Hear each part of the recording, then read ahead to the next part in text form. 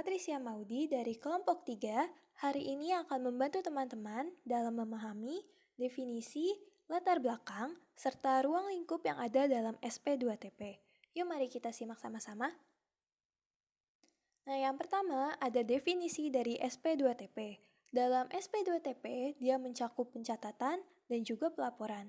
Apa sih pencatatan dan pelaporan itu?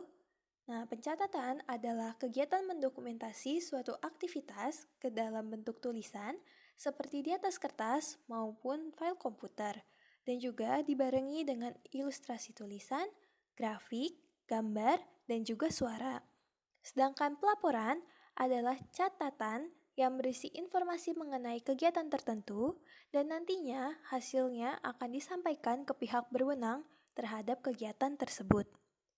Nah, jadi dari definisi pencatatan dan pelaporan itu, sistem pencatatan dan pelaporan terpadu Puskesmas adalah kegiatan pencatatan dan juga pelaporan data umum, sarana, tenaga, dan upaya pelayanan kesehatan di Puskesmas. Selanjutnya adalah latar belakang dari SP2TP. Jadi, mengapa SP2TP itu dibuat ya? Nah, dalam upaya mengembangkan pelayanan kesehatan yang berkualitas, relevan, dan tepat waktu, kita itu membutuhkan teknologi informasi dalam sistem informasi kesehatan untuk mencapai tujuan tersebut. Nah, dengan dibentuknya SP2TP, diharapkan mampu memberi informasi bagi puskesmas maupun jenjang yang lebih tinggi untuk mendukung manajemen kesehatan. Lalu, selanjutnya adalah ruang lingkup dalam SP2TP. Ada 3 nih ruang lingkupnya. Yang pertama, SP2TP dilakukan oleh semua puskesmas pembantu dan juga puskesmas keliling. Yang kedua, dalam pencatatan dan pelaporannya, SP2TP itu mencakup data umum dan demografi wilayah kerja puskesmas, ada data ketenaga kerjaan di puskesmas, ada data saran yang dimiliki puskesmas, dan juga ada data kegiatan pokok puskesmas, baik di dalam gedung maupun di luar gedung. Dan yang terakhir, pelaporan dilakukan secara periode. Ada yang bulanan, ada triwulan, semester, dan juga ada pelaporan tahunan. Nah, itu saja yang bisa saya bantu dalam menjelaskan definisi ruang lingkup serta latar belakang dari SP2TP. Selanjutnya akan dilanjutkan oleh teman saya. Selanjutnya adalah maksud dan tujuan dari Sistem Pencatatan dan Pelaporan Terpadu Puskesmas atau SP2TP.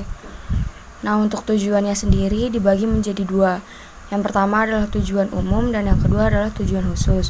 Untuk tujuan umumnya, yang perlu digarisbawahi adalah untuk tersedianya data dan informasi yang akurat, tepat waktu dan mutakhir secara periodik dan teratur dalam pengolahan program kesehatan masyarakatnya melalui puskesmas di berbagai tingkat administrasi. Dan yang kedua itu untuk meningkatkan kualitas manajemen puskesmas secara lebih berhasil dan berdaya guna melalui pemanfaatan secara optimal data SP2TP dan informasi lain yang menunjang. Sedangkan untuk tujuan khususnya yang pertama adalah agar tersedianya data secara akurat yang meliputi segala aspek baik keadaan fisik, tenaga, sarana, dan kegiatan pokok puskesmas yang secara akurat, tepat waktu, dan mutakhir secara teratur. Yang kedua ini, agar terlaksananya pelaporan yang secara teratur di berbagai jenjang administrasi sesuai dengan prosedur yang berlaku.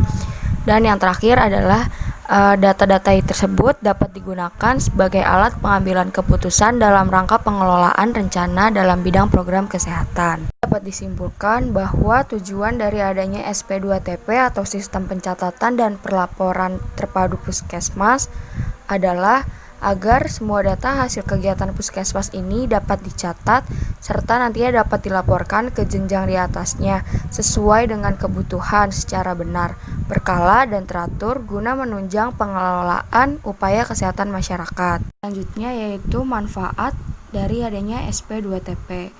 Menurut Naibaho pada tahun 2010, manfaat SP2TP yang pertama adalah bagi Departemen Pusat, SP2TP ini dapat dijadikan sebagai referensi dalam rangka penyusunan strategi dan kebijakan umum atau nasional.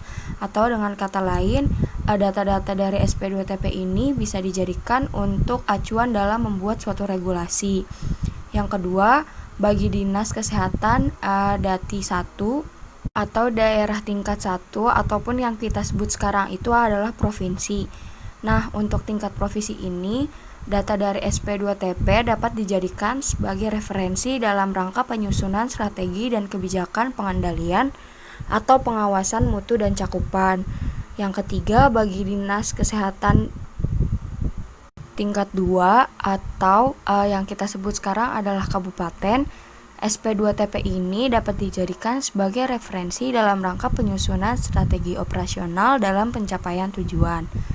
Dan yang terakhir, bagi puskesmas sendiri, data dari SP2TP ini dapat dijadikan sebagai bahan referensi dalam rangka perencanaan atau P1, penggerak pelaksanaan atau P2, serta untuk pengawasan, pengendalian, dan penilaian atau P3 di tingkat puskesmas. Subbab yang kelima ada jenis pencatatan dan pelaporan SP2TP.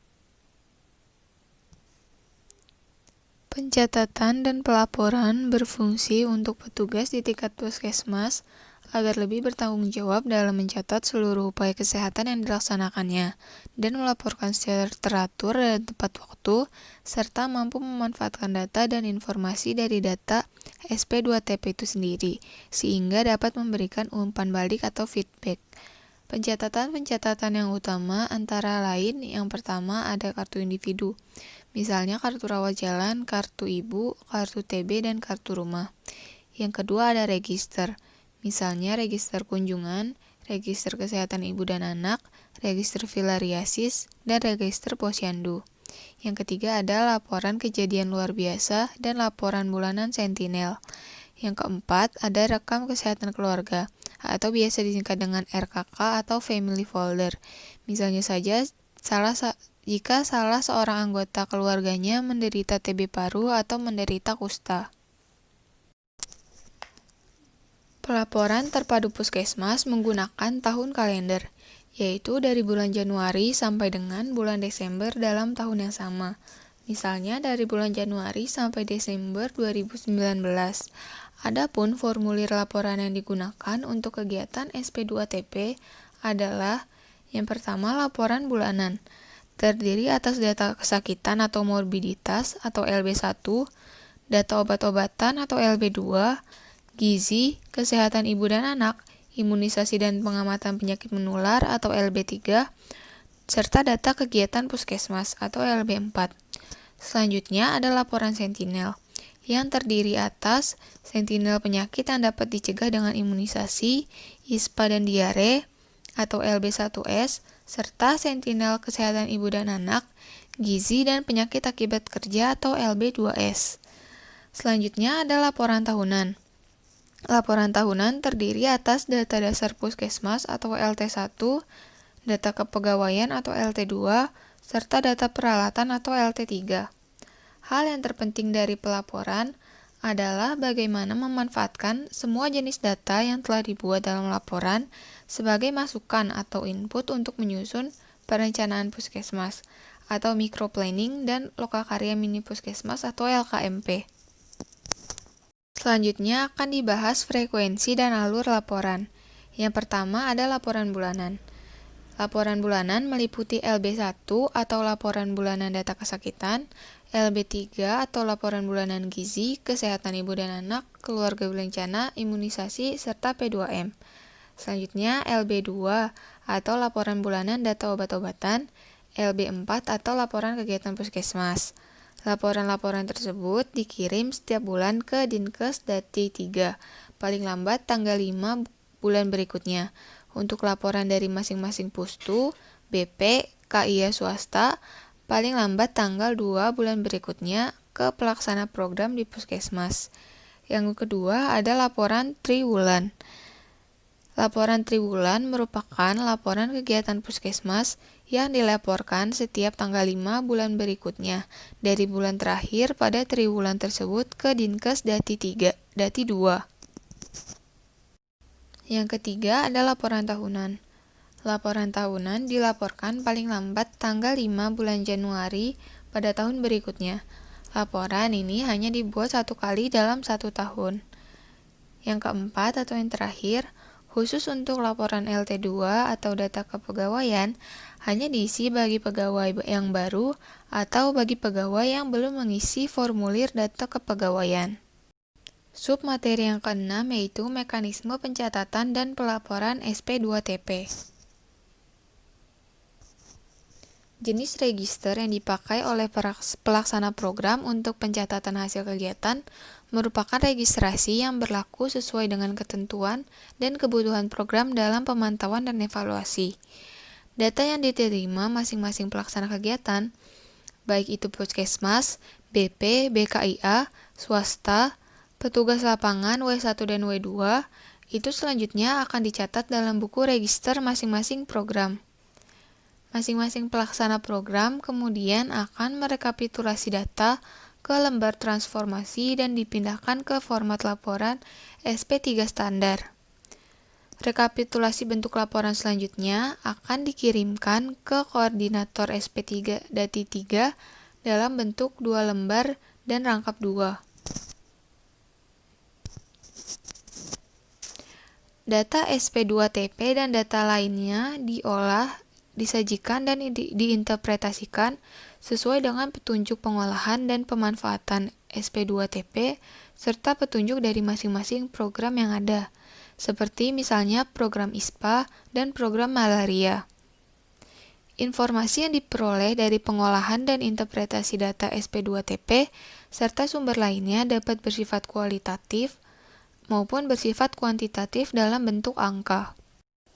Submateri yang selanjutnya adalah contoh penerapan SP2TP. Berdasarkan penelitian yang dilakukan oleh Laura DKK tahun 2019, penerapan SP2TP di Kota Padang pada tahun 2018 masih menemui beberapa kendala.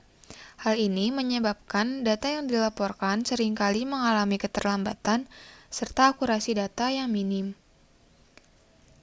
Kebijakan yang dipakai oleh pihak Puskesmas sendiri adalah kebijakan nasional Peraturan Menteri Kesehatan RI Nomor 75 Tahun 2014, sedangkan untuk peraturan khusus SP2TP ini belum ada.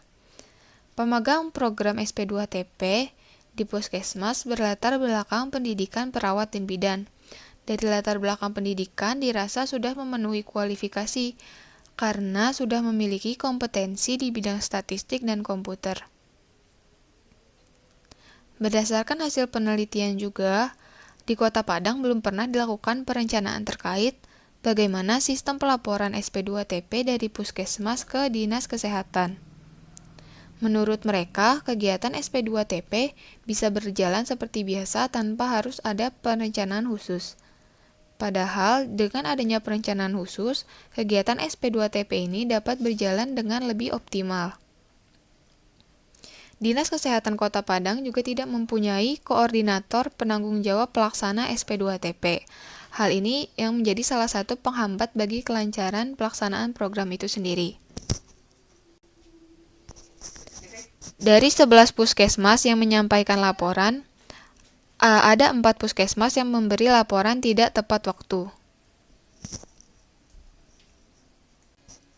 Penyebab terjadinya keterlambatan dan minimnya akurasi data SP2TP di Puskesmas Kota Padang tahun 2018 yang pertama terjadi karena koordinasi yang buruk antara petugas pelaksana kegiatan di Puskesmas dengan koordinator SP2TP serta penanggung jawab Puskesmas itu sendiri.